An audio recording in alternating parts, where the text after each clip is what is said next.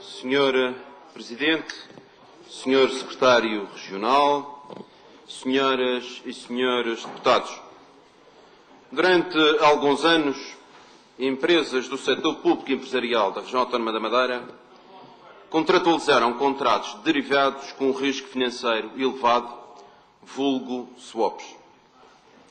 Estes contratos de risco especulativo produziram riscos acrescidos além daqueles que deram origem, os contratos de financiamento.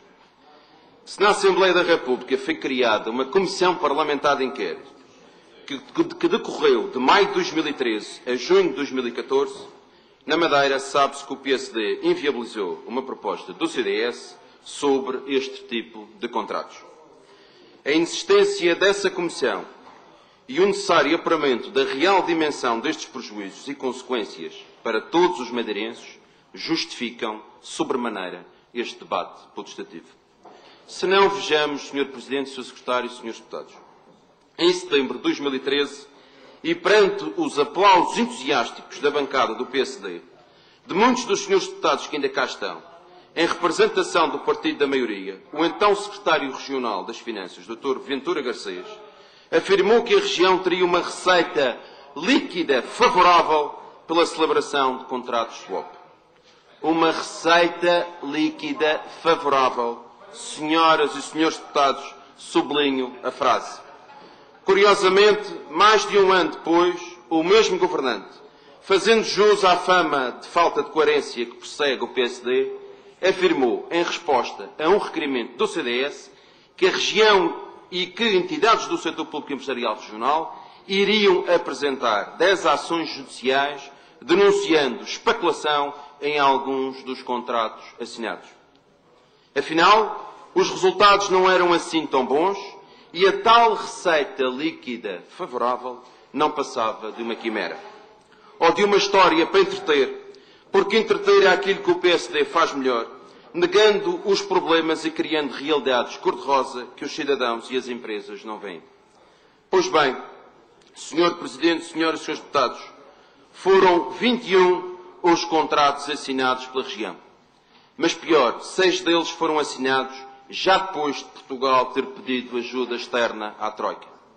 A receita líquida favorável do Sr. Secretário Garcês, aplaudida entusiasticamente por muitos dos Srs. Deputados que aqui estão presentes, transformou-se num prejuízo para os cofres regionais de 176 milhões de euros. Repito, Sr. Presidente, Srs. e Srs. Deputados, de 176 milhões de euros.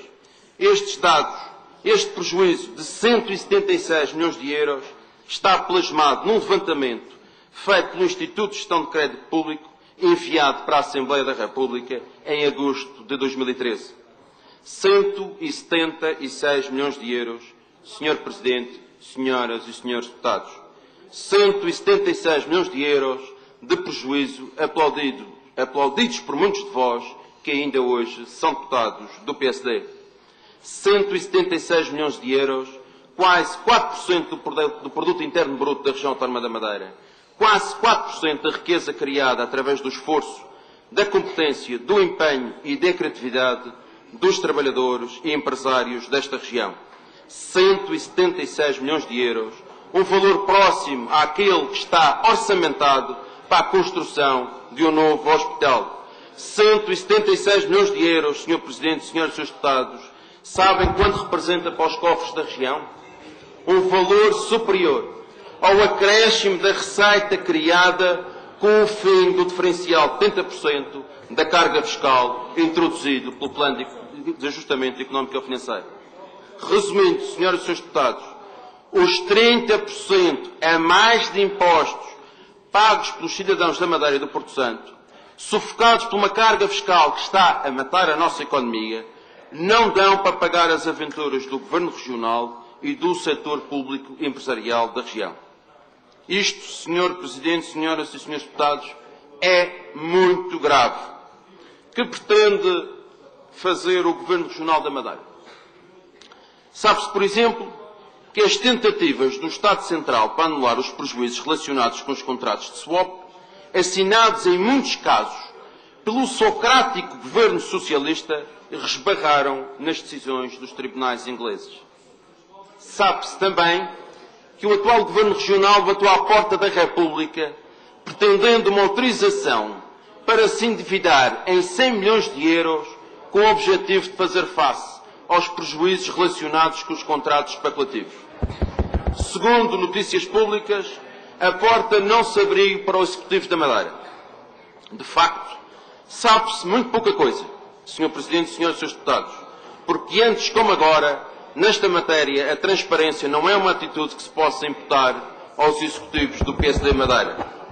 Qual é o estado da arte, Sr. Presidente, Sr. Secretário, Senhoras e Srs. Deputados? Como pretende o Governo da região pagar as suas próprias aventuras?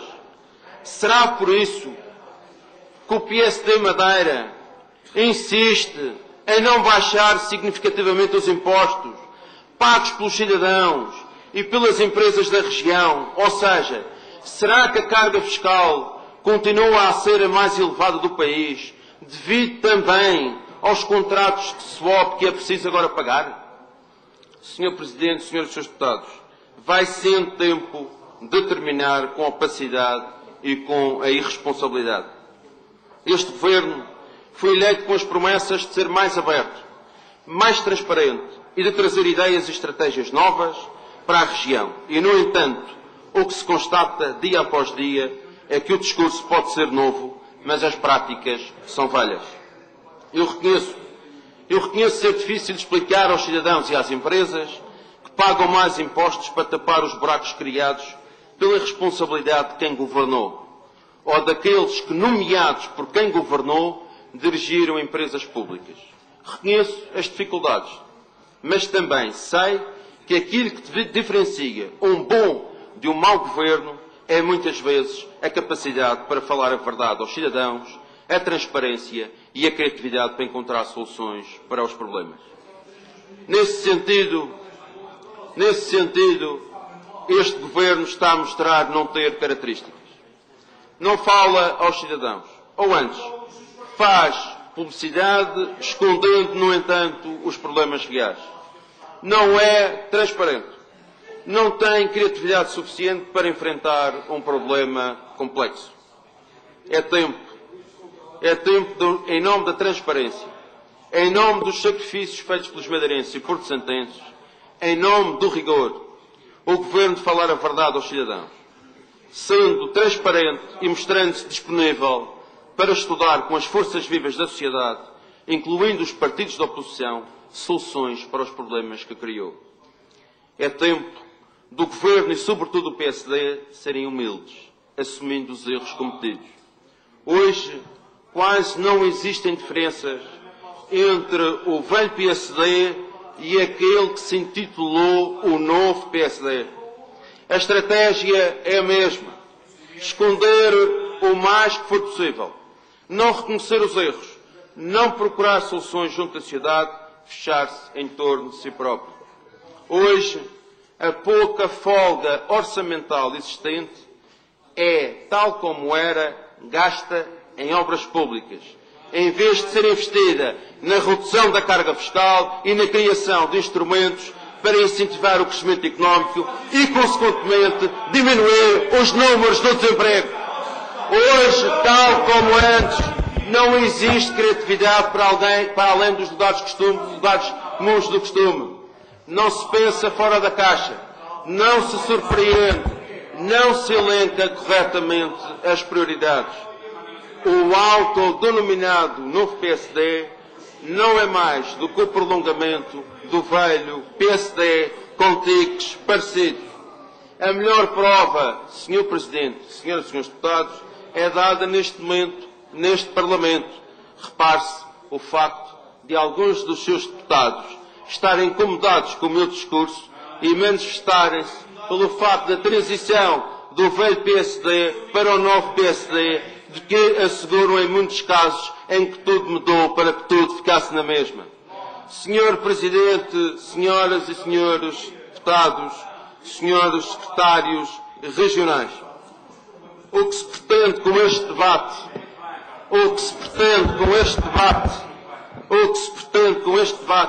é obrigar o Governo Regional a tornar público todo o processo relacionado com os swaps. A ver, vamos, se será capaz, tenho dito.